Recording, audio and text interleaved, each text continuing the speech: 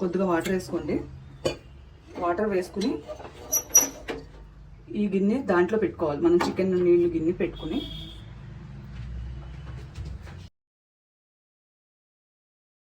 పెట్టుకోమని చెప్పాను కదండి. చికెన్ పులుసు, రాగి సంగటి చికెన్ పులుసు ఇలా ఉడకబెట్టుకున్నది. ఏం లేదు అసలు, ఒక్క చుక్క ఆయిల్ కూడా వేయాల్సిన అవసరం లేదు. బాండీ పెట్టుకుని ఇలా దీంట్లో ఈ చికెన్ ముక్కల్ని ఇలా తిరగబెట్టేసుకోండి. ఒక స్పూను కొంచెం, ఒక స్పూన్ ఉప్పు సరిపోతుంది. మీరు ఉప్పు మాత్రం నేను కొలత, ఇది ఒక 2 స్పూన్లు కారం వేసేయండి.